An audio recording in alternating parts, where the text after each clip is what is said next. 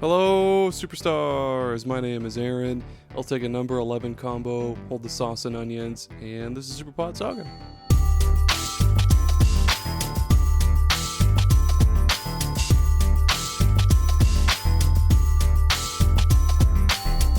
Welcome. I'm your host, Aaron. Have a seat. Thanks for joining us once again. For any first-time listeners, this is the podcast where each week we discuss a different video game topic with different guests. This week's topic is the best combat systems in games, or our favorite combat systems. Before we get to that, let's introduce the guests. I have both Jake and Cameron of the Pre-Order Bonus podcast. Hello, fellas. Hello. Hey, how's it going? Pretty good. I think I'm getting sick, but that's just a day off work, I guess. So I'm not too worried about it. That's just what happens when you want to do anything. You just get sick. I know. That's life. Whenever I get sick, I tend to just like sleep for an entire day. I'll put on Talladega Nights in the background and then just fall asleep. That's Talladega Nights. I swear to God, it's on like every channel whenever I'm sick, and I love it. It's my comfort movie. Talladega has healing powers. It really does. There's something there though. That movie is always on, isn't it? I feel like it is. What deal did they get, man? It has a really low licensing cost from whatever the studio is. Yeah. And it's just good, man. Quick, let's pry out that knife with this other knife, and then they're digging around in his legs. Oh, you get a nerve. Dude, I'm squeamish every time I see that part. Don't you put that evil on me, Ricky Bobby. Bobby. Well, hell yeah. Fellas, go ahead and take turns introducing yourselves and your podcast, and talk about any shows you like. Maybe talk about your favorite fast food French fries. Yeah, whatever. Take it away, Jake. That's a tough one. Yeah, so I am Jake, one half of the Pre-Order Bonus podcast. I don't know. Today has been insane. So I feel like a very old man in a creaky body. Mm-hmm. I've been running around all day. And yeah, we can just leave that in the past, though, because we're going to talk about fast food French fries for a little bit. So Cameron and I, we both live in Utah. And we're not originally from Utah. We're both originally from Washington State. And if you don't know much about Utah, I know they're nothing. really into what's called fast casual dining. Okay. It's like it's not quite a fast food restaurant, but it's not quite a nice sit down experience. The food is good, don't get me wrong, but everybody has a lot, like a different take on fries, and there's a lot of like double fried fries going on. What the hell? Oh, dude, it's good.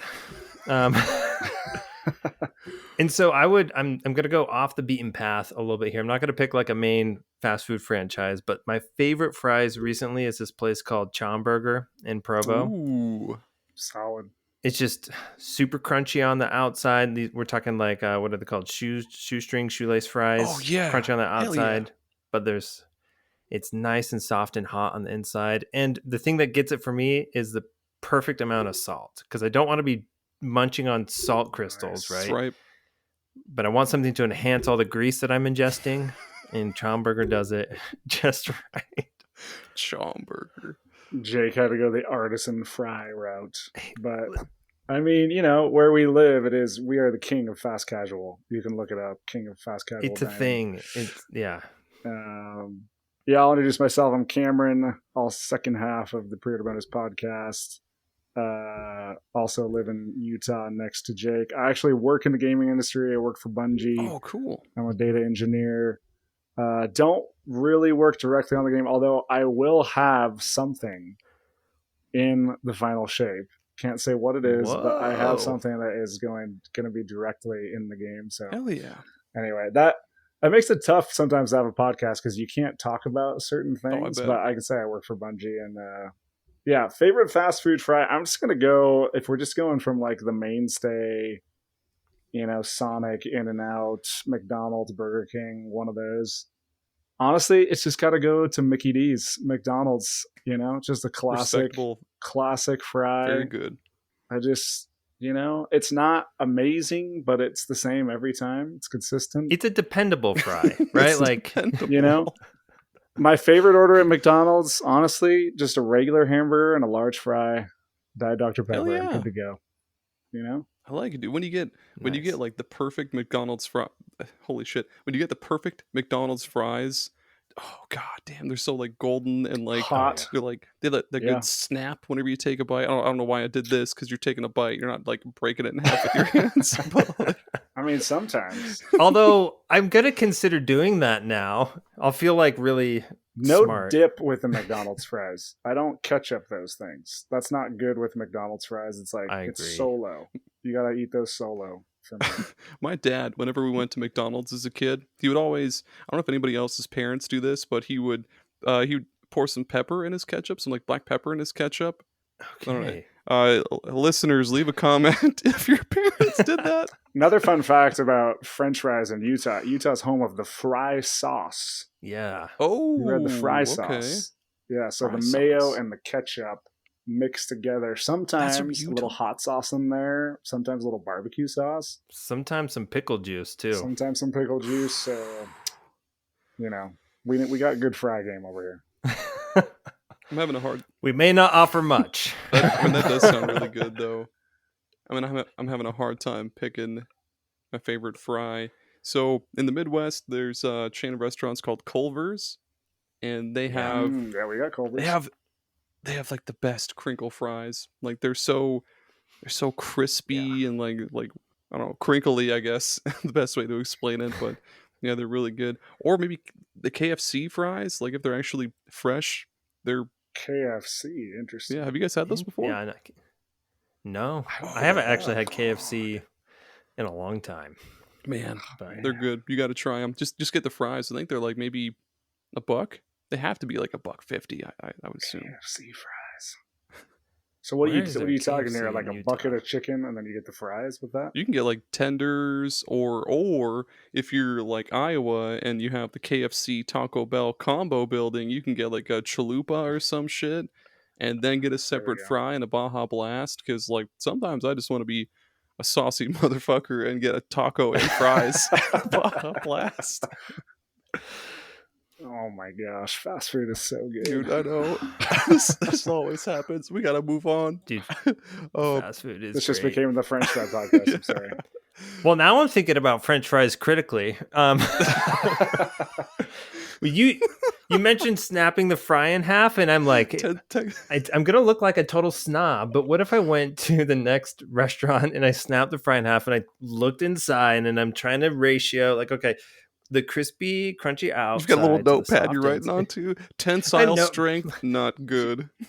You ever had like the French fries that are made out of mashed potatoes? Oh, I think so. Okay, so you take the mashed potato and you put it in like a ball, and then you like deep fry the ball, and then you bite into it, and it's like a fry texture on the outside with like the creamy smoothness of the mash inside, and you like get a little ranch dipping sauce. Sounds good.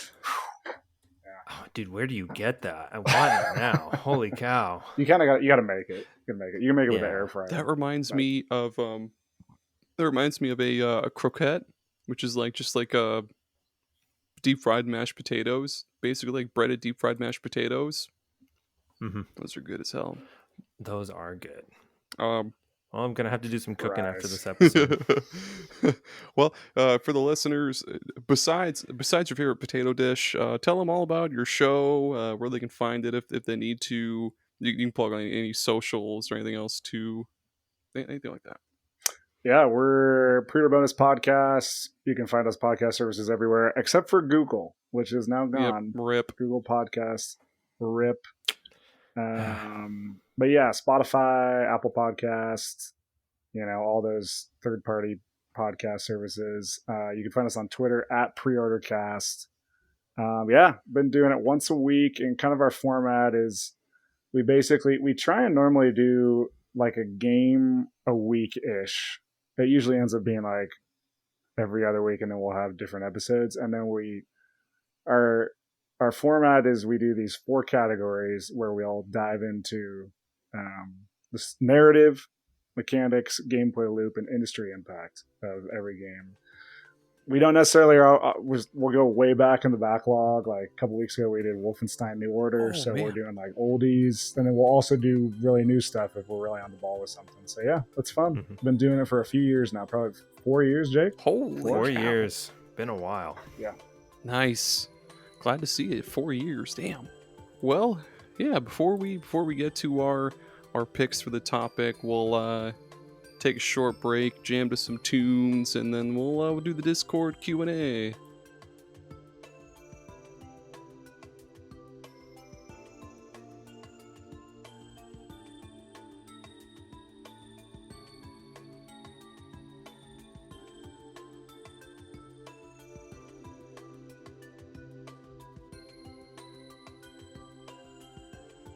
I was just saying, I was driving back from dropping my wife off at the airport. My 6-year-old had to pee in the middle of rush hour, and I was like, dude. She take Barrett? Yeah, she did. Oh. Let's give him a cup. So I was like, listen, how bad you got to pee? He's like, Dad, I got to pee pretty bad. And I was like, guys, is there a bottle in this car? And they're like, why? And I was like, if there's a bottle in this car, you could pee in it. Been there many times. Yeah, if you got eyes lit up with like curiosity, like, ooh, wait, is this a new option for bathroom? And I'm like, this isn't permanent. This is for emergencies only. Probability of missing is very high. Is very high. You gotta write 911 on the side of the bottle so they know it's only for emergencies or something. I should, but thankfully no. We were able to pull off to a gas station. First gas station we went to, bathrooms were closed. I was like, dude, no, not allowed. Why? I got a kindergartner that needs to pee. He's like, and the guy felt awful. He's like, oh, just go up the road. There's a 7-Eleven. And so we made it. That's insane. But barely. Why would you close a bathroom? We're back. Hello, we're back, everybody. From that small, tiny break. Yeah.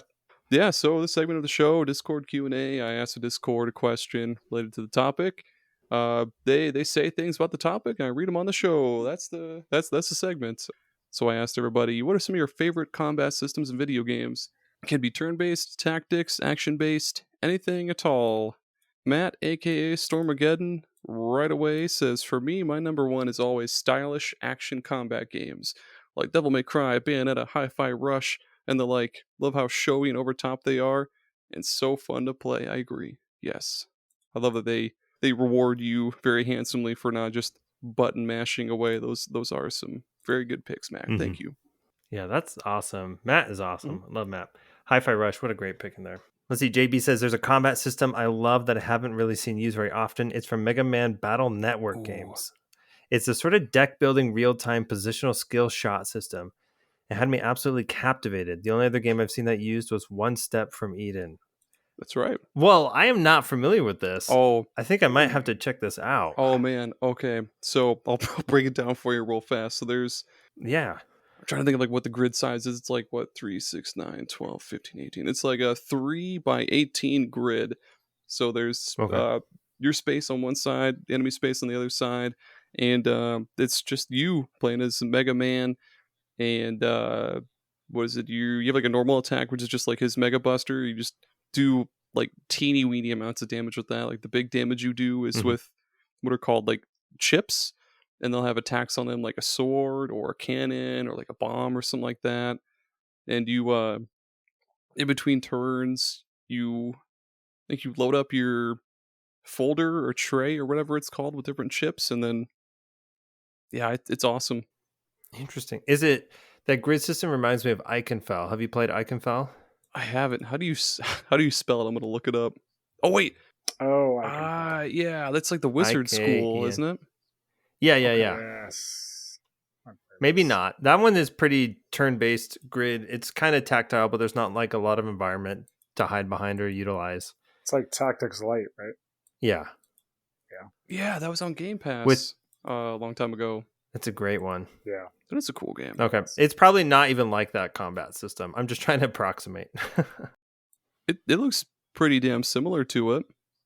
Except like it's I liked that combat a lot. In Mega Man, it's like all real time and stuff. There's a bar that fills up during combat where like if you push L or R, it'll stop time for a minute and you can load in some cards and then go along. But yeah, it's all you just zip around the grid and then pow, pow, pow away at enemies and stuff.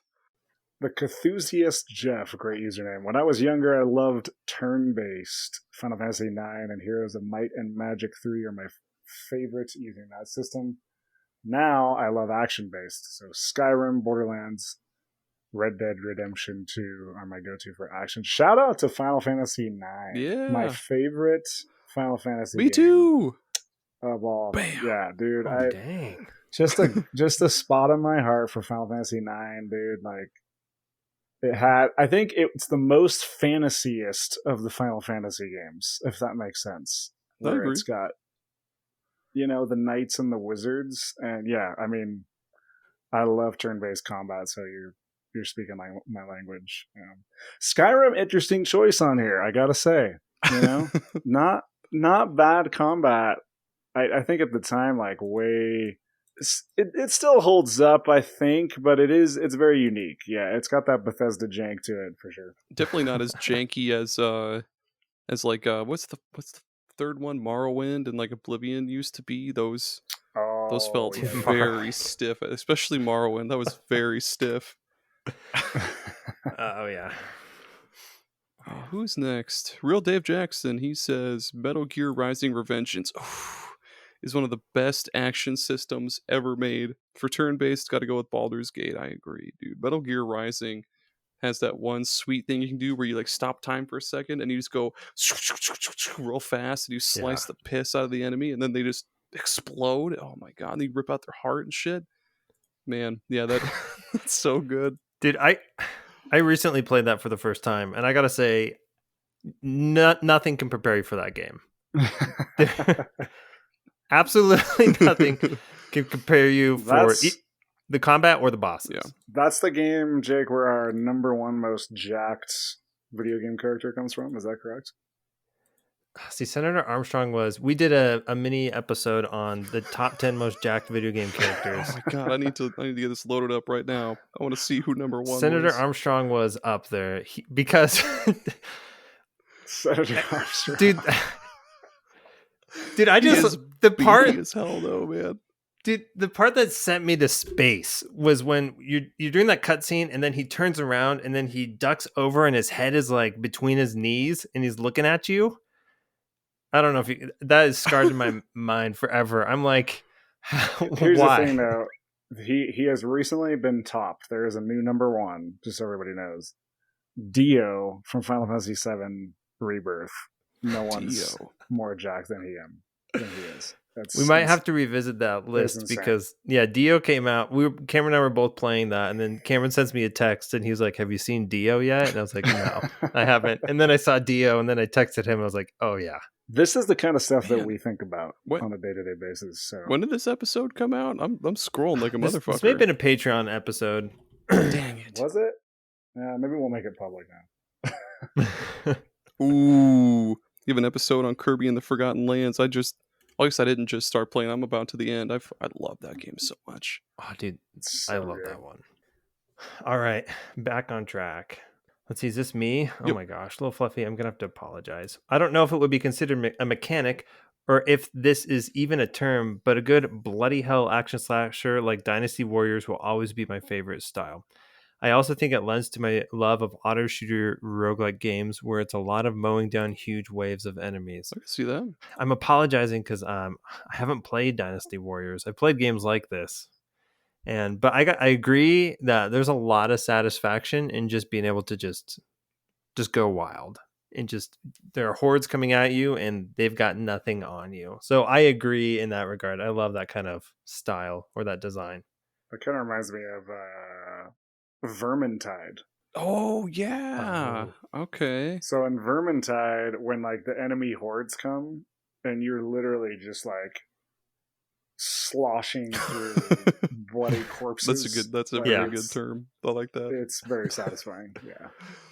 Okay. Yeah, I could see that. Ryan Player 1 says the combat systems in games like Hades and Returnal just grab me in a way I can't explain. That fast-paced, reflexive combat with a lot of depth is some of the best in gaming. Whenever a game does it right, I can't put it down. I mean, yeah, you can't. In terms of like an action combat, like hard to argue. Those are two and 2 roguelikes as well. So interesting there. But yeah, Hades combat, so good. Returnal, both of these games are so hard. I haven't even finished either of them because I just kind of hit up against a wall. But I need to just hunker down and buy a PS5 so I can play Returnal finally, or get a PC that can handle the goddamn game. It's on PC, isn't it? Yeah, it is now. Cool. It is, yeah. It's pretty well optimized. I mean, at 1080p, it's got probably like a bajillion DLSS bells and whistles and stuff, so that'd be doable. Nice. Kevin.demo, he says, God of War Ragnarok absolutely nailed it for me. There's such a fine line between unrefined / button mashy and too nuanced or frustrating that this built on the foundation God of War 2018 had built perfectly. It demands intent and engagement from the player while still feeling smooth, natural, and satisfying. So good. I've never played it, but fuck, does it look cool. Especially with that like axe throwing shit where you throw it and then just comes right back. That's sweet as shit. There's a lot of flair in those games for sure. And I actually think Kevin.demo says it super well. There's such a fine line between being unrefined, button mashy, and too nuanced or frustrating. That's a hard gap between those two ends of the spectrum, I think, to really nail. I think in the roguelike mode that they released recently, they actually really hone in this combat system like to a really fine like sharp point. It actually felt a lot better in that.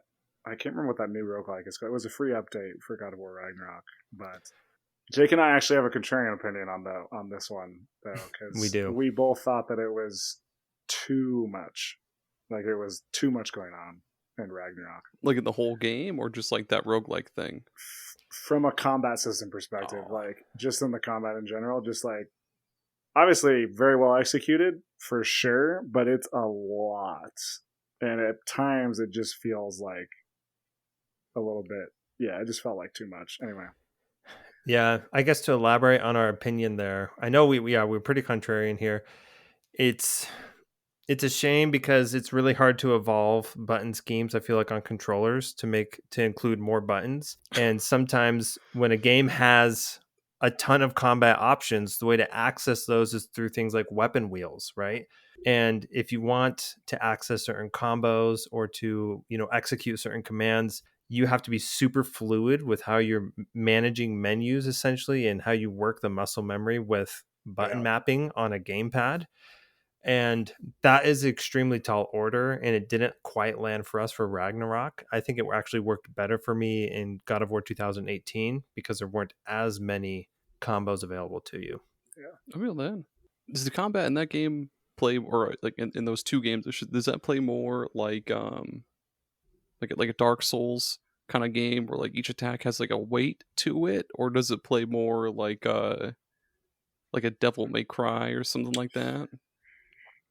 I think it's kind of in between those. I do think it does a good job of kind of marking its own territory. That's cool. In terms of combat. But, and again, we're like very contrarian on this because I think from a production standpoint, probably no better combat in any game from a production standpoint, but from just like I think we'll get deeper into this, but for me to be the best, I think you have to be simple but nuanced. Anyway. Right on. Yeah.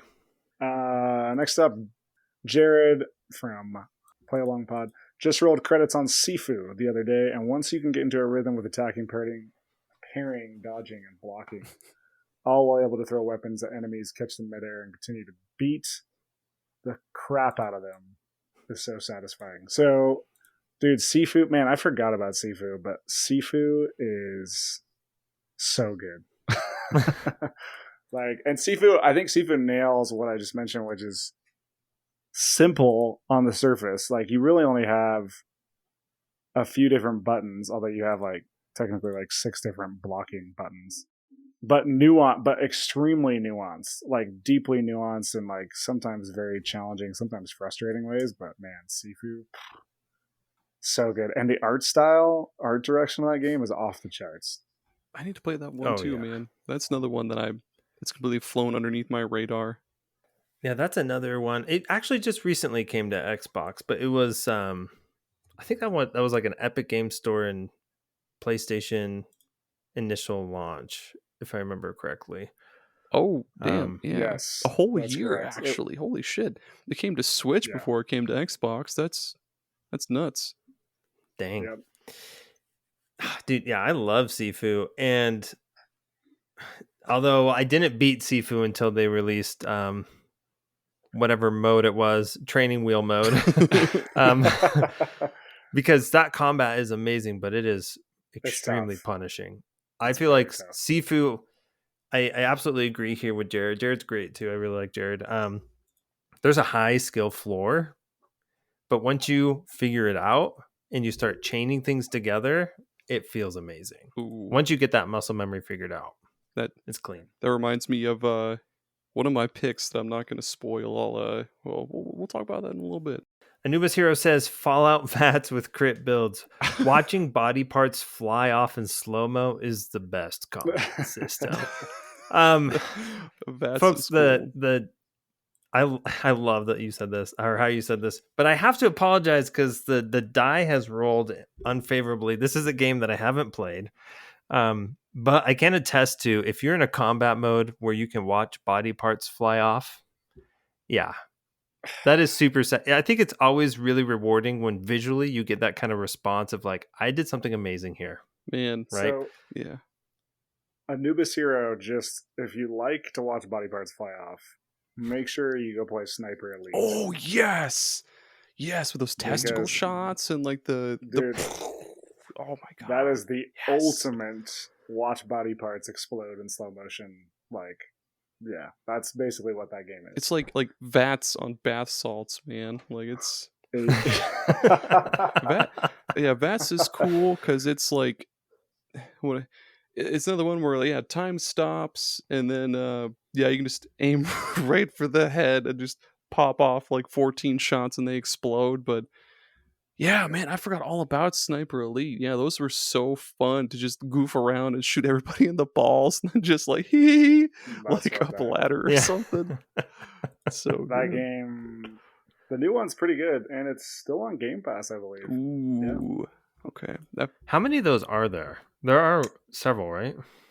I think there's 4 mainline ones, but there might be more like offshoots. Googling it as we speak. That's my shtick on this show. I gotta look up everything just to cut. Oh shit! 1, 2, 3, 4. No, yeah, 1, 2, 3. There's 5. Well, at least Sniper Elite 5 is on Game Pass. Oh, so that's what I meant. Sniper Elite 5. That's the. Oh no, sorry. Yeah, 5 is the one that's on Game Pass right now. There's also Zombie Army, whatever. No, we're not counting those. Yeah, there's 5 Sniper Elites. We're not counting the zombie shit. Yeah. I was mistaken. Yeah, Sniper Elite 5 is the one. That's like where they finally get to like the invasion of Normandy campaign. So you like play through that. Oh, interesting. Nice, dude. Take out those Nazi nuts. Speaking of Nazi nuts, Judge Brad, he says, gonna throw a curveball and shut up. Shout out Mario Tennis Aces on Switch. I was slow to that. Sorry, that was funny. All the different shot types and meters made the matches feel almost like a fighting game in a way. Made the game really fun. I mean, yeah, it is kind of cool for a tennis game to have like just like a bajillion different I guess shot types and all that stuff. Kudos to you, Tommy, for tossing a curveball right in there and throwing me completely the hell off. I like that. What's the tennis term for curveball? I like that. Something shot. I'm looking it up again. I'm not sure. Hey, while you're doing that, Andre from Fine Time. If Andre's listening to this one's for you, buddy. I'm looking it up right now. A slice serve, I guess. According to Google. I learned that from Mario Tennis. I should have known that. There we go. Nomad from the Retro Wildlands. I actually really enjoyed the combat system in Final Fantasy 13. Whoa. I liked assigning my party specific roles in combat and then switching them on the fly. Real time to match the situation or play the weakness of a specific monster I was fighting. Battle was fast paced and you really had to pay attention to what was going on. But it was really fun and even pretty deep if you dive into it. 13 is the MMO, right? No, it's 14. 13's a controversial pick. Yeah, with the paradigm have pretty strong opinions on 13, right? Oh, it's got it's everything you could ever need in 13. You got crystals, summons that turn into like motorcycles and dune buggies and shit. Old wizard men on bridges. Yes. Is this the lady Final Fantasy where you're all ladies? No, that's... Or is that... Oh, no, that's 10-2. Yeah, it's 10-2. Yeah. 13 has snow... What's her name? Lightning? Yeah, snow and lightning. Got it. Yeah, I actually never played 13. That's one of the few Final Fantasies I never played. Yeah, I got some gaps after like 9? 10. I stopped, and then I came back for like 7 remake, and Hold on. Yeah, the new ones just didn't do it for me. I know, shout out to Pixel Project Radio Rick. He just slapped out an episode with Retro Hangover Chris about Final Fantasy 13, and I haven't listened to that one yet, but from, I guess, what he said, it was surprisingly not as bad as everybody says. Yeah, it's a weird game, man. Like, the story is nonsensical and very hard to understand. The whole game is kind of nonsensical, but yeah, the combat is really, really fun because like it's almost like a Xenoblade Chronicles kind of combat system, kind of where like each character there's like tank, mage, attacker. You can swap out, like you can set up different I guess we'll say templates, or like different like templates of paradigms for characters. So like switch this character to tank and this character to attacker, this character to healer. Oh, it's a thing, man. But it's cool. It's cool. Who wants to do the last one?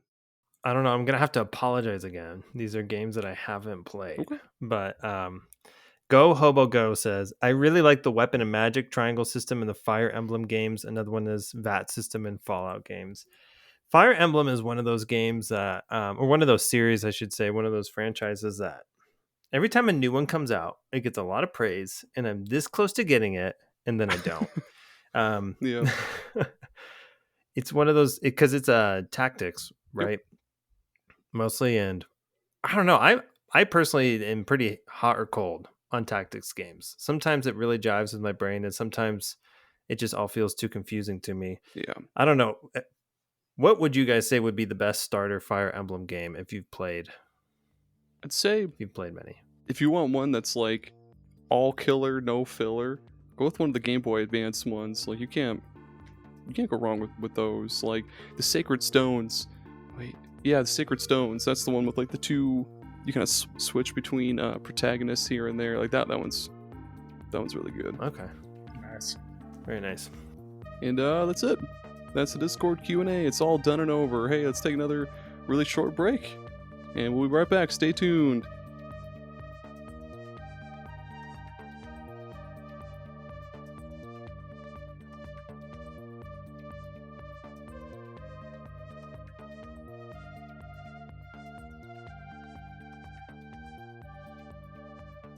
Hey, we're back.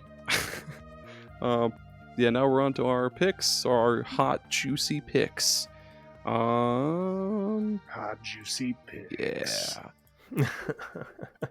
Well, I'm just gonna get this out of the way. The one that I mentioned that's like kind of like Sifu, the Batman Arkham combat. God damn. Nice. Have you guys played those games before? I have. Yeah. Cameron loves them. They're so good. I man. am an outlier here, folks. Jake, didn't I make you play? I didn't make you play like Arkham City. So, didn't we have a bet or something? Yeah. So Cameron and I, we do a predictions episode every year, and whoever wins the prediction plays a game that the other player must play. So I lost one year, and Cameron picked one of the Batman Arkham games. I actually ended up buying the trilogy. It was like $5 or something. Nice. I played through one. They just announced a sequel to the Arkham games, and it's on VR. Yes. Oh, damn it. Everybody, like, excited. They had this reveal trailer, and it was like, "Oh my gosh, it's a new Arkham game!" And then at the end screen, it flashes MetaQuest 3. Fuck. Yeah, You exactly. got beer cans being thrown at the screen. I know. Yeah, all the hype just left the room. Man, yeah. The way Jared described Sifu kind of as this like ballet of like balancing this move, or not balancing, chaining this move to that move to that move. It's very reminiscent. Well, I guess Arkham came first, so I guess Sifu is reminiscent of Arkham. But yeah, man, the Batman Arkham games, it's like depending on which kind of enemies you're fighting and like whatever else is going on, you'll have to carefully like choreograph and plan out this plan of attack. Like, ooh, one punch to this guy, and then cape twirl to this big guy, and then hop over this guy with a shield, and then toss a batarang at a couple dudes, and then like it's got this really cool feel to it. Like I just haven't played any other game. I mean, no, I guess the Shadow of Mordor games kind of, they have like the same kind of combat system as well too. But Spider-Man a little bit, yeah, and it's so fun, man. It's just so cool to rack up a gigantic combo because the more moves you chain together without being hit, the more XP you get, and you use that to buy upgrades or something. And there's those really cool like finisher attacks where you'll do like fucking rapid fire bullet punches to an enemy's chest, and then he's just knocked out or so knocked satisfying. out. Yeah. So good, man.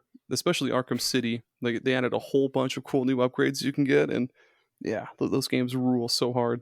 Bought it on Black Friday 2012, I think, whenever it came out. Nice. I actually played those games for the first time on live. You guys know what that is? I don't. Is that man. the Xbox thing? On live is Sony bought. Oh. And is now like Sony streaming backend technology, like for their streaming for like PlayStation Plus or like streaming games on PlayStation. And yeah, so I played this thing on like 480p streaming in like 2012 and thought it was like one of the best games I'd ever played, but it was like, like barely running like through an internet browser. But yeah, I mean I think that's an amazing pick. I mean I think that game is really that's the bedrock or foundation, I think, of what a lot of action games like look to for inspiration. Most heavily, obviously, like the Spider-Man games, for sure. Heavily take from the Arkham games, and the satisfying combos and kind of the bouncing back and forth between enemies. And, yeah, where he like homes in with a punch like this right to some dude's face, almost like a big puzzle. It's like, okay, how can I take out these small guys and then take out this big guy without getting ganged up on by these smaller dudes? It's so cool. So yeah, satisfying. Jake, go for it. Yeah. Okay. I don't know. I don't want to give too many caveats or preface too long all my picks, but I tried to pick things that were recent or fairly recent. And the first one I'm going to pick is Cassette Beasts. Ooh, okay. I love this combat, and as a longtime Pokemon fan, I thought this was the best iteration or innovation of the Pokemon combat. So it's essentially forced double battles, so you're only controlling two, monsters at a time, and the way that they do like type advantages and disadvantages really comes down to mastering your buffs and debuffs and being able to manipulate what type either your Cassette Beast is or one of the opposing Cassette Beasts is. And so I just love that instead of thinking like, oh, this attack is going to be 4 times super effective against this enemy, it was more like, okay, how can I strategically set it up so that in 2 turns from now, when I have enough, charge for this attack, it will totally decimate this enemy. And so I think it's possible in games like Pokemon to think and plan ahead, but oftentimes you're thinking in the moment of the turn. And I just think what Cassette Beast really does for turn-based battling is it really has a fantastic strategy to make you think 2, 3, 4 turns out in advance.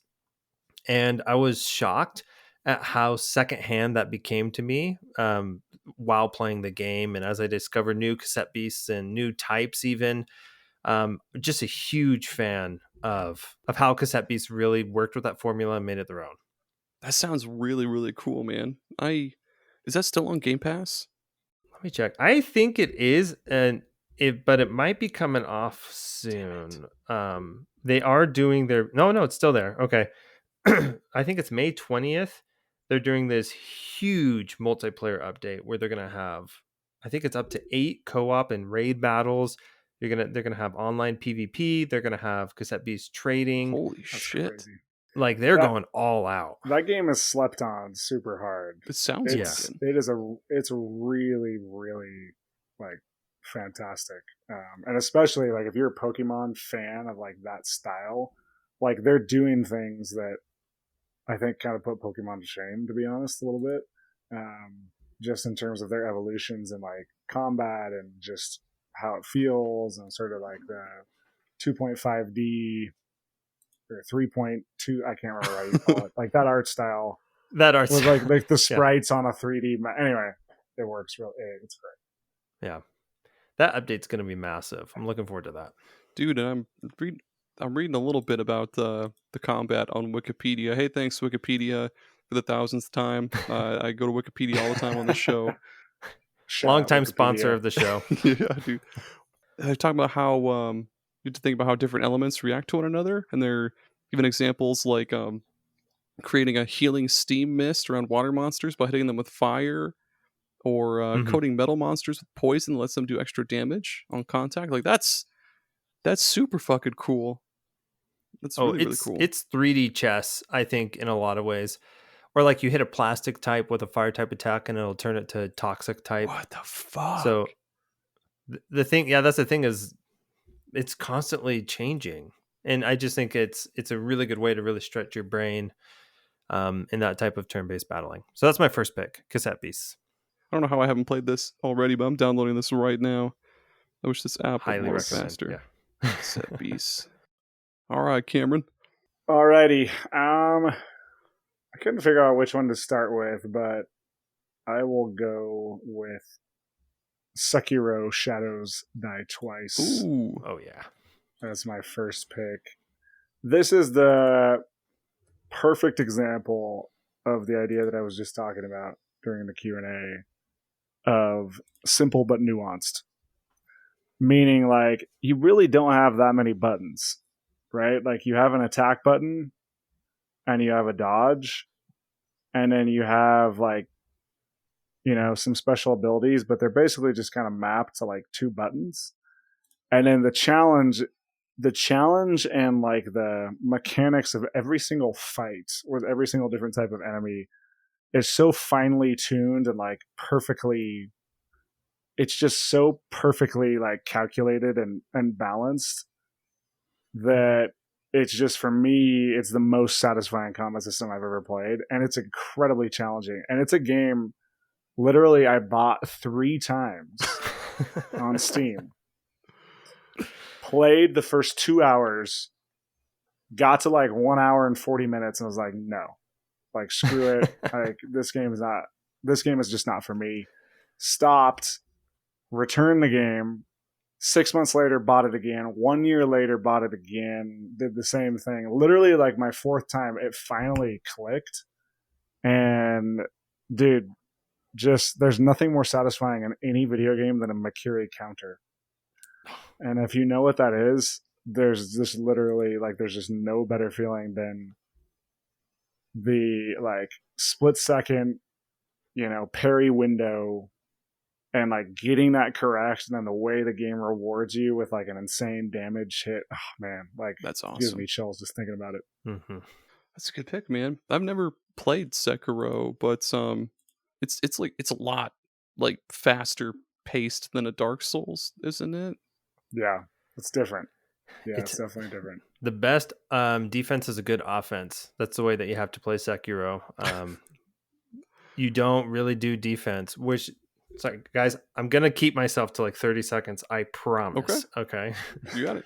But the floor is yours.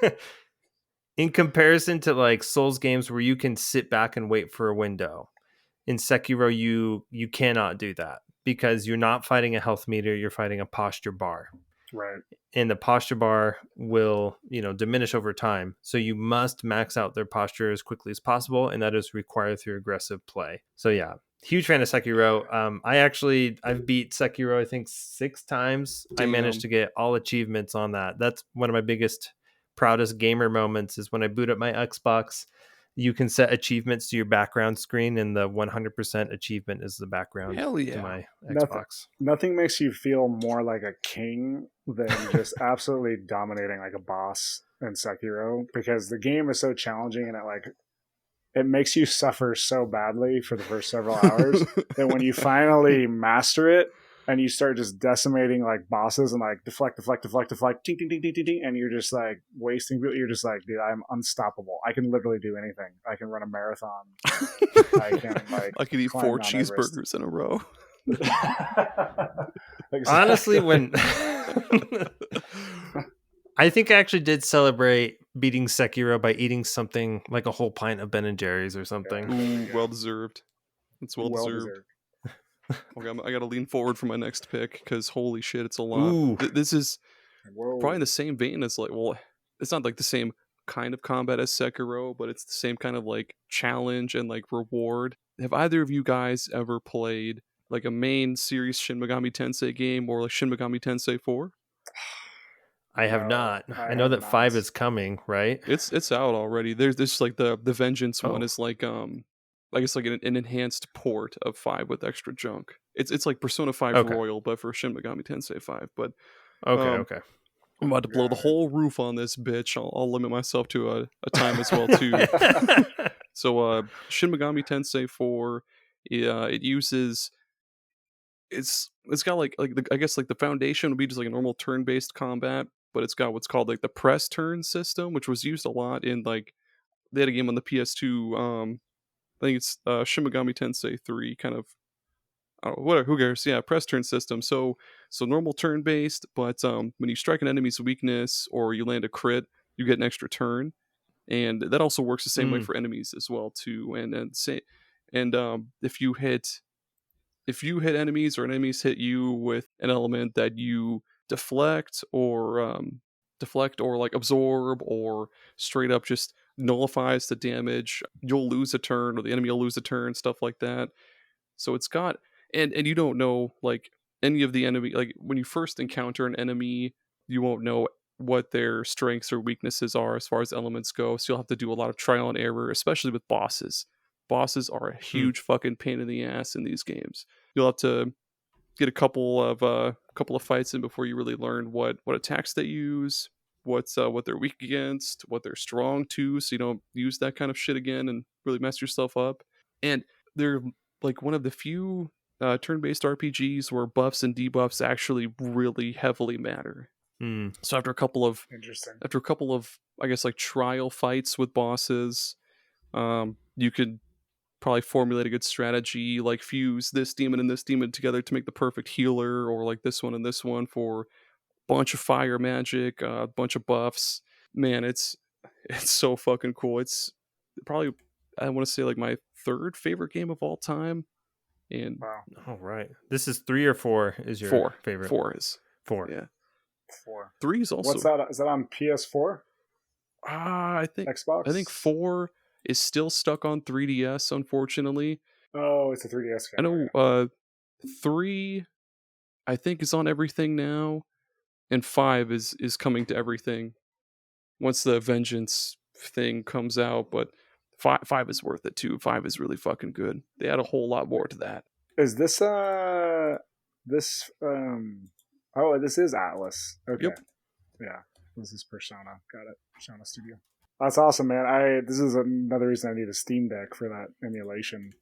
Oh, yeah. Yeah, man, because they just won't take it off of the fucking 3DS, even though you don't need the touch screen. Like, you don't ever use the touch screen stuff for anything. Right. It's just literally like in battles, you'll have like the top screen, you'll see the enemies, like the enemy portraits or whatever. Then the bottom screen, you'll see like your health bars and stuff. Like, gotcha. You could totally port it to something else. Yeah, Shin Megami Tensei 5 and 3 use like kind of the same battle system, but like they'll tweak it in certain small ways. But yeah, if you haven't tried any of those, 3 and 5 are, I think, like the most widely available now. That definitely give them a shot. Nice. Man, that's always a pain when games aren't available. We don't need to go down that road, but I got really into Armored Core 6 Fires of Rubicon, which I almost picked actually for this. but I loved it, and I was looking back at their big titles that were really popular, and I really want to play Armored Core for Answer. Everybody loves that one, but crazy difficult to come across. So big pain. All right, but one that I did pick for this, I'm actually going to go kind of the opposite direction. Vampire Survivors. Yes. Hell yeah. Vampire Survivors, I think on the surface you think like, is there a lot of combat here? But what I love about Vampire Survivors is because it's kind of random what abilities you'll get. You learn to be good with a lot of different abilities, and then the little things they added, like the different evos that you can get when you can combine different abilities, and then you can really start thinking about build crafting.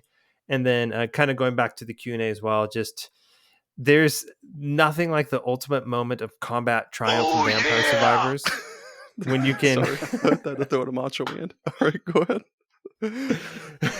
I just love Vampire Survivors so much. But it's so good when you can set down the controller and go do something for 10 minutes and come back, like go take the dog out in my case, and the game is still going. Yeah. Like you have achieved the pinnacle. That's Nirvana.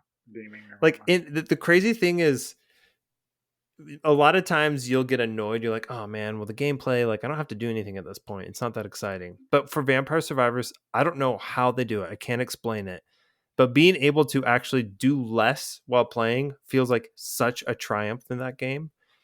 While you're just seeing numbers flash on the screen, enemies disappear, and then the roulette of every time you get a chest and something upgrades. That game is pure dopamine. Yeah, it's so brilliantly designed. It's just like on the surface it looks like the most jank thing imaginable. Yeah. And then you play it and you're like, what is this? It's only $3. This can't be good. Yeah, it's like this looks like a mobile like oh wait, I can't even like shoot the guys? Like what's happening? And then you keep playing for a little bit and you keep playing and you're like, and then you play for like 15 hours and you're like, oh my gosh, this is like one of the deepest games I've ever, like I have to have the wiki up when I play that game. Dude. Yep. Literally in order to like know how to play it. And that's just it's crazy. Okay, real quick, what's the longest run you guys had in Vampire Survivors? I don't remember. I mean, the max is like 31 minutes, isn't it? Because that's when the Reaper comes out. Yeah. You have to break 20 something for this one level, and I still haven't been able to break it, so I'm not very good. I've for sure gotten to where like the Reaper kills me, so I think like 30 something seconds. Isn't there an endless mode? Oh, maybe. Now I'm gonna feel like I made this up, but pretty sure I had a run go 60 minutes once. Holy shit. That's insane. And it was definitely one of those map with your controller. Yeah. Okay, this is what I did. I set the controller down. And shit. Take a starch nap. Oh. I'm still in. No, I put the controller down and then went upstairs and I made dinner. And it came back down and it was still going. I was like, nice. You're really good at video games. Yeah. That's a good one, man. Hell yeah. Alrighty, I'm up again. You're up.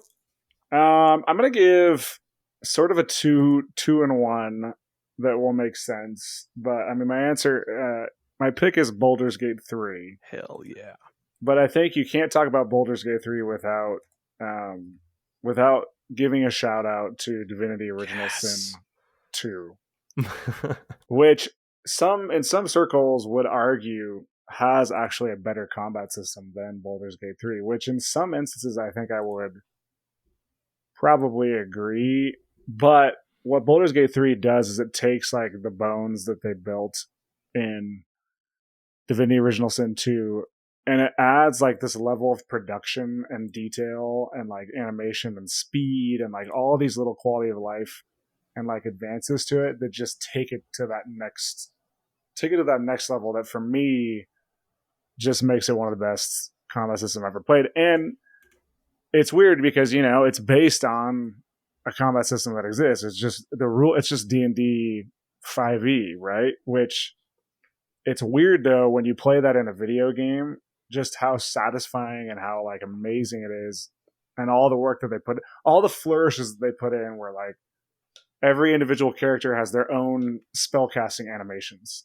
They have their own voice lines for like warrior cries and like spellcasting of different spells. They'll use like different like, you know, magic language, like, and then the amount of build crafting and in strategy and like the tactical combat and the positioning, and when you combine all that together, it's, for me, I mean, it's the ultimate like sandbox, and it's just so much fun. I think my thing with like turn-based with Baldur's Gate 3 is it actually gives you a more finite control over combat than any other combat system because of the fact that it's turn-based. I think people will see turn-based, right, and they get turned off because like, oh, it's slow.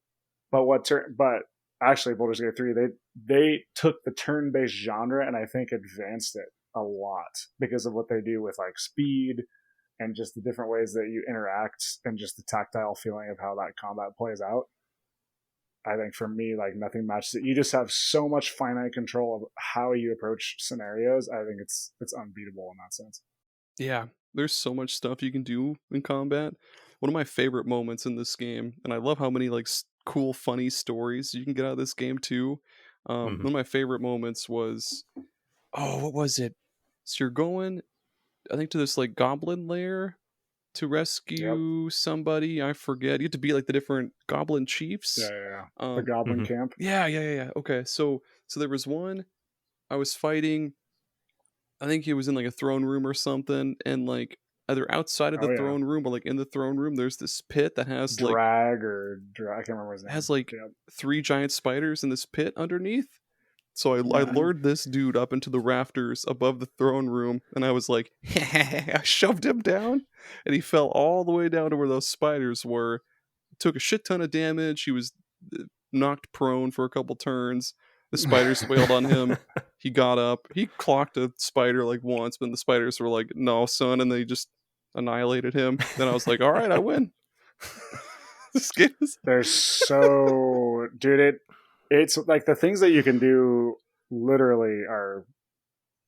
Like, I keep discovering different stories of people online saying how they like completed a certain scenario, and I'm like, I wouldn't have even like thought that would even be remotely possible. The first time I killed that same boss, I just pushed him from his throne like into the pit. Yeah. Just like straight up passed an athletics check and just like boom, boss killed, and I was like, oh, okay. Question. Yeah. Dude, yeah, pits in that game are the best. Pushing is the OP. It really is, dude. If you can't do anything else, use that bonus action to just shove him away from you. Just give him a good shove. Like, hey, fuck off, bud. Just give him a shove, man. It gets difficult enough. I'm on my second playthrough on tactician mode now. Nice. And I'm way better at the combat now. But my first playthrough, I used telekinesis on a lot of bosses to just throw them off the side. Hell yeah. Oh my god, man, that's so cool. That's how you win, though. I've killed you don't get the loot, but you win. Yeah, you get the XP. Sometimes that's even better than loot. Sometimes. Before we get to our next round of picks, we'll take an ad break. You hear a word from our sponsor, and we'll be right back.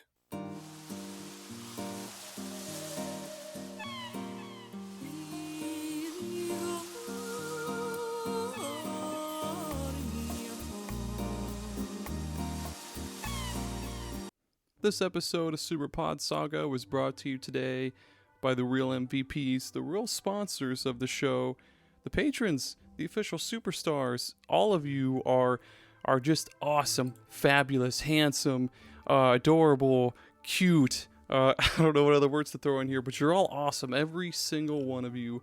It really means so much to me. It means the world, the galaxy, the cosmos. It's something bigger than the cosmos. I don't think there is anything bigger, but if there was, I would love you all that much. I'm stretching my arms out like this right now. So yeah, let's thank the patrons. A Novel Console, Jared Schrader, Jameson Empire, Adam Phineas, Trey, Adam Forrester, Jeff Miners, Jenny E, Kevin Demo, Thrak, and Mr. Kwong. All of you are your official superstars. You guys are the best. If I could meet every single one of you in person and give you a gigantic hug, a high five, and buy you a sandwich or something, I absolutely would, because god damn it, I love every single last one of you. Thank you, patrons, for sponsoring this episode and every single episode to come of SuperPod Saga. Thank you a lot. I mean it. Thank you so much.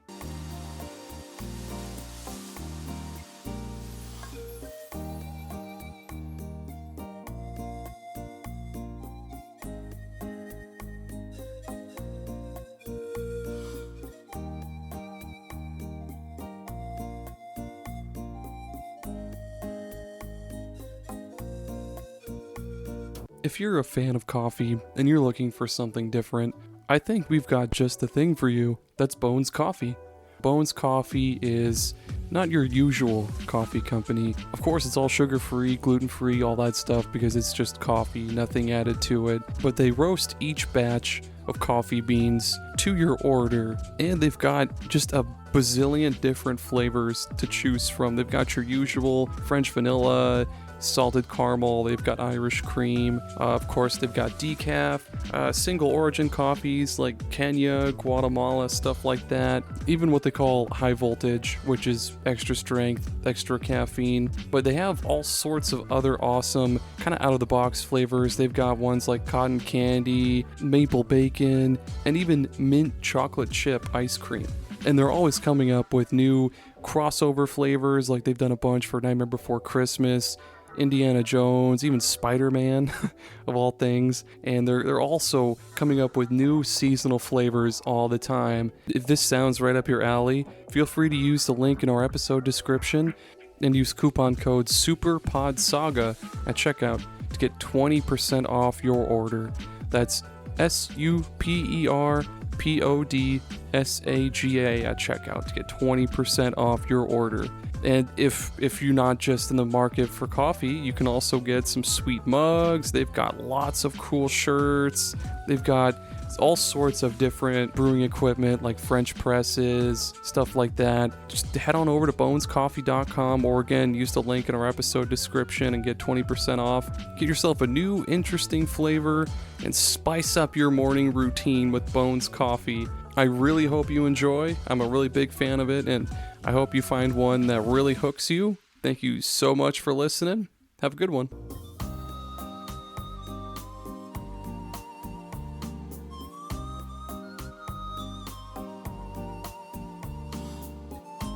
Hey Jake, hey Cameron, where do you guys usually get your ninja equipment and throwing stars and such?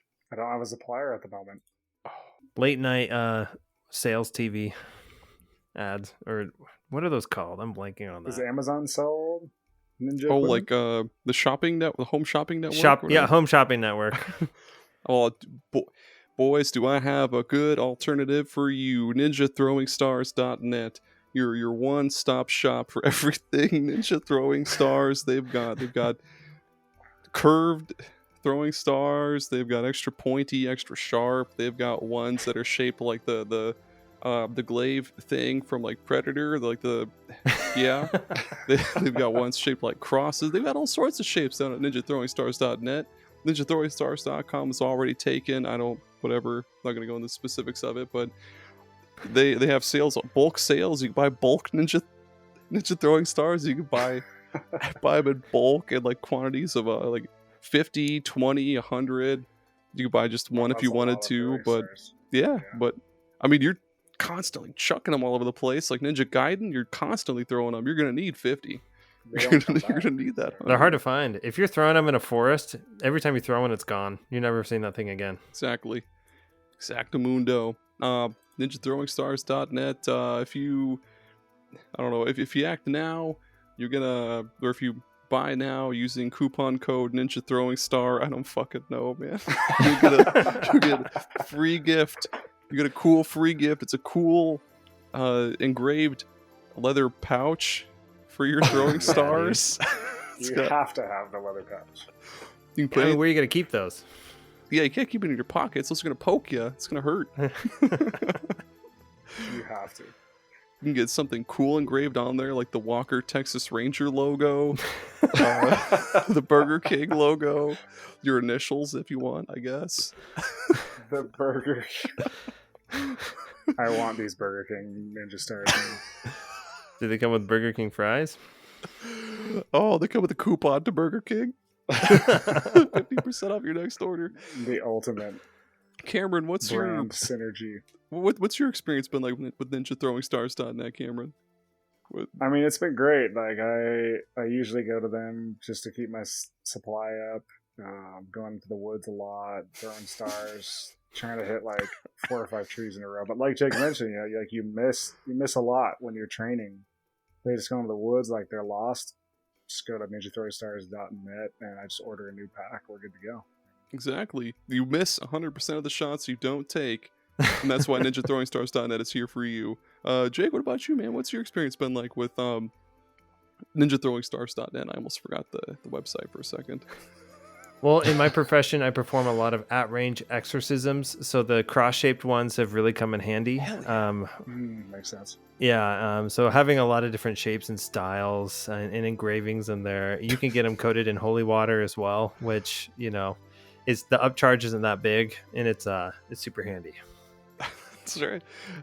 I have ones with the SuperPod Saga logo engraved on them. So I'm like, hey, do you want a cool podcast to listen to? Yeah, dude. Throw them right at the wall, right in front of their face. Like, there you go. If you can get that out of the wall. Business cards as well. Yeah, you put your LinkedIn info on there. Oh, that's so good. See someone you want to connect with. Networking. It's the ultimate networking tool. Whoosh. Like Yu-Gi-Oh. It's like right next to their face. Kind of spooks them for a second, but then they see your contact info. It gets their attention. They're like, wow, this guy's fucking sweet. Where's he get his throwing stars? Do I have a job for you? Thank you, NinjaThrowingStars.net, for sponsoring this episode.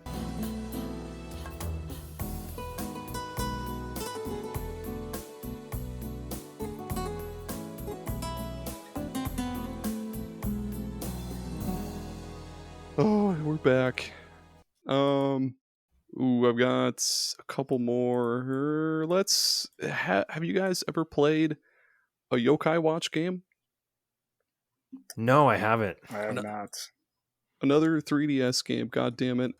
So, Yokai Watch 3, they changed up the combat a little bit, but basically, I guess in the Yokai Watch games, it's like Pokemon a little bit, but like in combat, you'll have a team of, like, you'll set a team of, like, I think it's 6 yokai.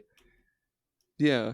And in combat, you can switch them out with other yokai whenever you need to, in case they're, like, low health or they have a curse on them, and you're just like, well, I don't have time to undo this goddamn curse. I'll take him back and throw this guy in. Mm-hmm. So in Yokai Watch 3, they changed it up a little bit. They do this... On the touch screen, you have this like 3x3 grid, and you can move like yokai, move one this way. Yeah, like checkers kind of. But each yokai has or belongs to a different tribe, which was sort of looking for. Each tribe has like a specialty, I guess. So like tough, they're bulkier, they're tankier. Oh, what's the heart one? There's one that's like they have more speed. Eerie inflicts a lot of like status ailments like poison and shit like that. So you could strategize and set up this like perfect team of yokai, swap them out in battle, so they perfectly complement each other. And I gotta lean forward again for this. I've got a lot of explaining to do. With that grid, when you're like moving them around to different spots, that can kind of affect things as well too. Like say if you link 3 together in like a horizontal line or whatever, they're all like parallel, whatever. They're all linked together when they're all next to each other. When one yokai attacks, they'll all attack at the same time. Because I also forgot to mention that the combats, your yokai will attack on their own. Like you don't, instead of like Pokemon and shit where it's turn based and you like pick an attack for them to do, they'll just attack on their own.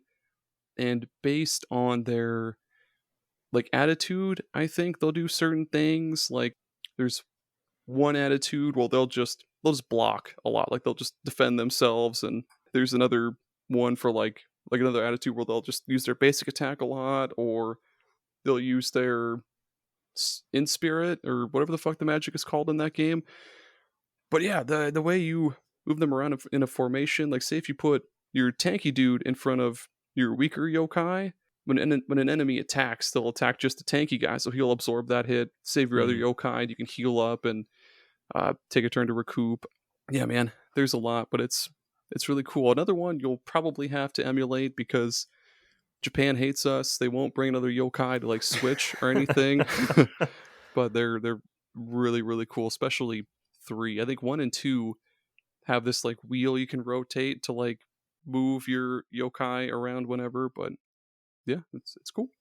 That's awesome. This is a TV show too, right? Like this is an anime series. I think I've seen it from there, but not the games. I don't know. Random side thought.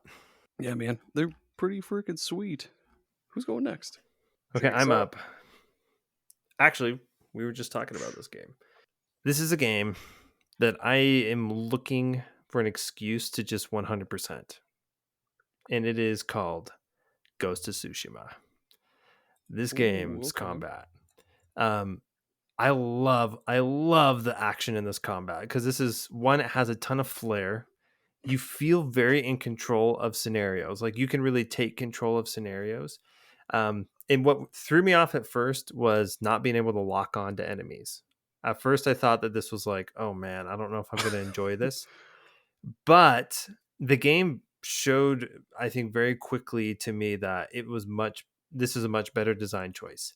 That you actually, it forces you to think a lot more about crowd control. It forces you to think about the combat mechanic of different stances when you're engaging with different groups of enemies and different enemy types, and sort of how to just manage all the different sort of checks and balances that come with advantages and disadvantages in combat.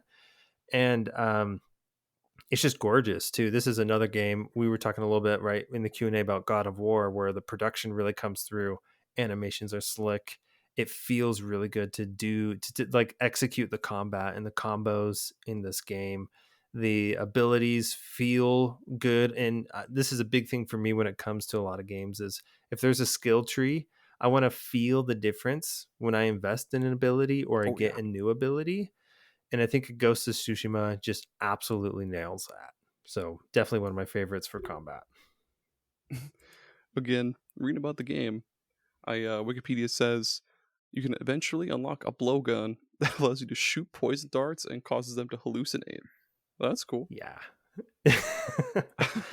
give More games need blow dart guns, bath right? crystals and yeah, make him go eat somebody's face off. That's Ghost of Tsushima too. I think what that game does so well is it's definitely more of like a third-person action-y combat style. More action, less. It can still be extremely punishing, especially if you play on hard mode. It's like one hit kill. Holy shit! Yeah, but I don't think any game does a better job of like putting you in a situation where there's a lot of enemies around you and still giving you the ability to feel like, oh, okay, I can like literally be a samurai and like tactically take down each one of these guys. Mm-hmm. And if you, I started a second playthrough on hard, and it can be brutal. Like it's punishing. Sounds brutal. Where you really have to use all your ghost abilities and drop smoke, and like you gotta anyway. So good though. God, yet another reason I need a PS5 or something. I need to play Returnal. Need to play that. What else is there? I guess the God of Wars, maybe. Yeah, I actually played God of War on PC. Now that I think about it, I almost forget about that. Ghost of Tsushima's coming to PC soon too. On May 16th. Mark your calendars. May 16th. 2 weeks. Oh man, can't wait that long. All right. Yeah. I will give my next pick, which is I'm gonna go a different direction here and go with Titanfall 2. I think Titanfall 2 I think has the best first person shooter combat of probably any game. And I could be biased because the campaign is so well done. I still think it has the best first-person shooter campaign of any first-person shooter, and I pretty much played every first-person shooter. Not as much lately, weirdly enough. I didn't play like the new Call of Duty campaign. Maybe I did. I can't remember. No, yeah, I did, and it wasn't very good. But yeah, no, just the movement combined with like the weapon selection, combined with like the mechs, and just your ability to like jump on walls, and doing that all in first person and have that feel like as good as it does in first person is just an incredible achievement. And the multiplayer still, which Apex Legends obviously is built off, that was like the bedrock that built it. The multiplayer still is just insane, like what you can pull off from just a movement mechanical perspective, and then combine that with shooting and just like the crazy shots that you can do if you're good in the game. Hell yeah. And if you watch like cracked out playthroughs of that, it's I can't even like comprehend what people are doing on the screen, but it's great. I never played Titanfall 2. I played the first one a lot, like way back in the day. Like the first one was like a couple roommates and I would we would play online a lot, and I forget a lot of what any of the weapons or abilities were, but I know there was one class I used a lot that was like you had invisibility, and there was like this really like ridiculous submachine gun, and I would just like sprint and like dive, and then just fuck, those games are really, really good. Mm-hmm. Solid. We were just talking about as like a progenitor to that. I almost picked this, but I decided that kind of tipped this one a little bit. But the Finals, which came out recently, oh yeah, free to play multiplayer arena shooter, extremely like so good, like some of the best probably the best first person shooter mechanics out there currently, like right now. Mm-hmm. Right on. My next one is the combat system from Grandia or Grandia 2. I don't know about any ones other than that, because I've only played like the 2 that are on the HD collection. But yeah, the combat in this game is like kind of a mix almost of like strategy and turn based. So dude, another one that I haven't played these, man. I need emulation. Give me emulation. These ones, I think, I know the HD collection is for sure on Switch, but I don't know if it's on anything else. Is this a Dreamcast game? Yeah, the second one is this on is Dreamcast. The first one was on PS1 and Saturn, I'm pretty sure. Oh, this is on Steam. Whoa! This hit PS4 and Xbox One on March 26, 2024. Oh, I guess, yeah. Well, there you go. It's available. According to Wikipedia. Thanks, wow, Wikipedia. I had no idea. Well, yeah. Very nice. The combat, so throughout the whole thing, there's this little timeline on the bottom of the screen, and there's little markers for like all of your party members and then the enemies. And you'll start off, it's almost like an ATB gauge, kind of like from like Final Fantasy and Chrono Trigger and stuff. So you'll wait, and then you get to a part on the timeline, we'll call it, where it'll say like COM, basically it's where you can input a command. And depending on like the level of your ability or spell, or how far your character has to like run to get to an enemy that they can then attack once they're in range, like your actions can kind of take a little while to like charge up or stuff like that. So yeah, you select an action when it gets to like the COM part, and then once it gets to the very end of the timeline, that's when they'll actually do their attack. And in that little like window between like command and attack, enemies, you and enemies, you can actually like delay action. Like if an enemy's charging up a spell, you run up to them, slash them a couple times, that'll delay their spell a little bit, and you can just have a couple other characters run in there and slash them, keep delaying their spell, and just eventually kill them. Or you can do like a critical strike and just flat out cancel their spell they're gonna do, and the enemies can do the same thing to you as well too. And I'm pretty sure that's it. There's depending on like where your characters are positioned, if they have to run too far to get to an enemy, they'll stop at a certain point and get tired, and they won't be able to do their attack, I guess. So there's that. But yeah, it's really, really cool. Dude, very cool. All these games that you brought up this year, for whatever reason, the turn-based, old school, long, like RPGs have been. I don't know, I've been super interested in. So now I've got this list here of games that are like 60 hours long. Including Yokai Someday, Watch. someday I'll play them. Persona 5 is the one that I cannot conquer, where I played like the first like 10 hours like 5 times. Yeah, and that then one's... I just, for some reason, I just can't get. We have a friend who just loves it. He's played through it twice, and it's like 260 hours.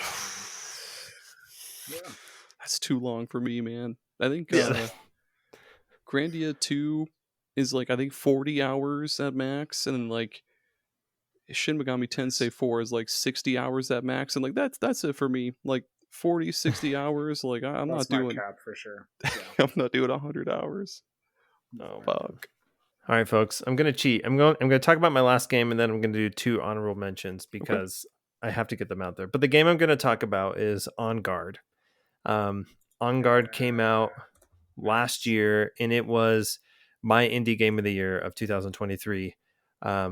You're playing in like Mediterranean coastal Spain as a Dahlia, and you're this swashbuckling lady, and you're saving your town, and the story is whatever, but the combat is amazing. And what is so masterful about the combat in On Guard is it is, I think, the absolute best use of like your environment to stun or attack enemies, to do crowd control. And it's basically, if you grew up watching the Mask of Zorro movie, Oh yeah, right, with Antonio Banderas, and you want to play that's On Guard. All the acrobats that flips over tables, stunning enemies, swinging from chandeliers, kicking loots at bad guys, it's all there, and it is top notch. So On Guard is one that I had to mention because I freaking loved it. And we were talking about long games. This is like a 4-hour game. It's like a 4-hour campaign, and then it has like this sort of arena mode where you can really test your skills on top of it. And I think it's amazing. The 2 honorable mentions I'm going to throw in here, other games I could talk about forever, but Lies of P and Chained Echoes. Oh, okay. Games whose combat I freaking love. I think Lies of P is better than some From Software games, so you can come after me for saying that. And Chained Echoes, shame. Chained Echoes was the game that got me back into turn-based combat. That's how good its combat was. Hell yeah, man. I'll throw in an honorable mention real fast. Stranglehold. Man, that game is insane. Back on the 360, you're just rolling along on carts or like rolling along on the ground, slow-mo, shooting 80,000 people and hanging from like chandeliers. And oh, dude, this is like John Woo's Strangle. Wait, yeah, is that what that is? Yeah. Oh my gosh, it's based on the movie Hard Boiled or something. Dude, this is a deep cut. This is a way deep cut, dude. It was so fun. I don't know how there's different like other cool powers, or not powers, like abilities, if you want to even call that. Like one is just called like aim, where you just like aim down the sights in a first person view. But yeah, that game is so cool, dude. All right, well, I will quickly give my final one. Yeah, I mean, there's a million ways I could go here. There's one that immediately comes to mind, but I won't say it just to not be just to be more fun. I think the one that I think I want to bring forward is Dishonored 2. Ooh, nice.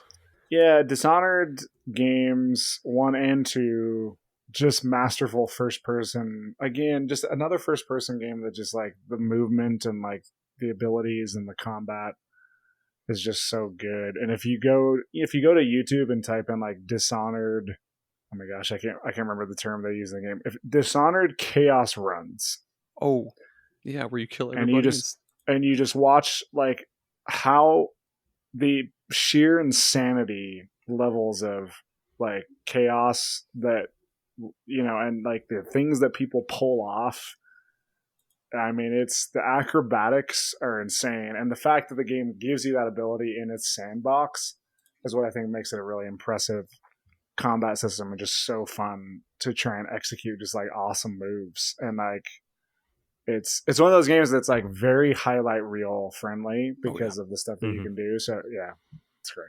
That's such a good pick. The first That's game, yeah.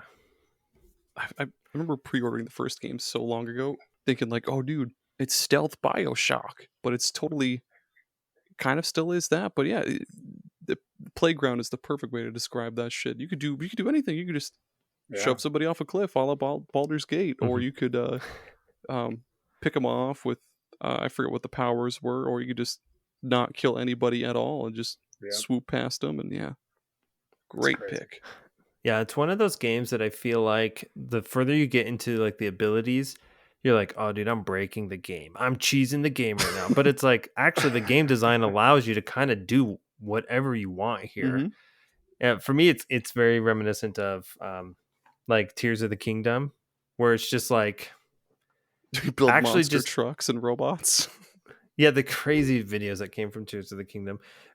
I feel like the devs just hand you these tools and they're like, surprise us. We want to see what you can do. You know what I mean? It's like, we don't want you to follow a written path. We want to see what you do. And I just feel like the devs, like from Dishonored 2 and like Tears of the Kingdom, they just boot up their favorite reel of like the crazy things that people have accomplished in that game, you know? And they're like, yeah, that was dope.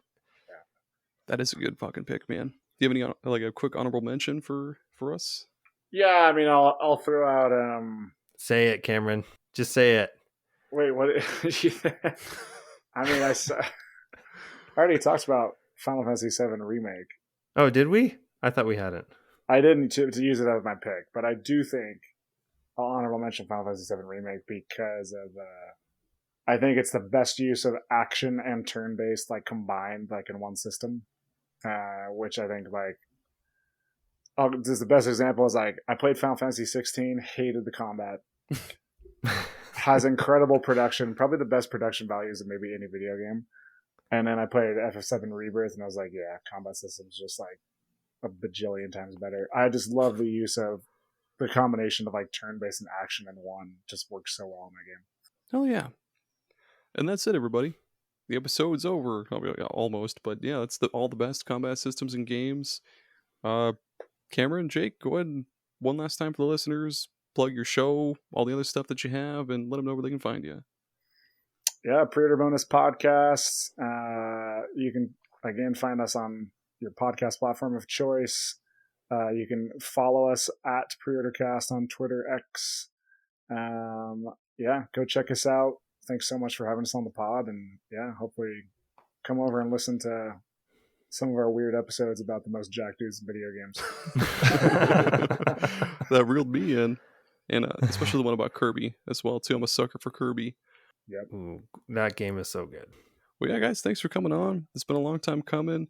Our listeners, leave a rating, review, all that stuff. Patreon show, $4 a month. Support, help me, please. Just kidding. Everybody say bye. Bye. Yeah, thanks for having us, and bye, everybody. I'm excited to hear what you guys have to say about what we think about combat. Yes. Are we all totally wrong? What are our big misses? Because I'm sure there are, yeah. We also need to know everybody's favorite fast food fries as well.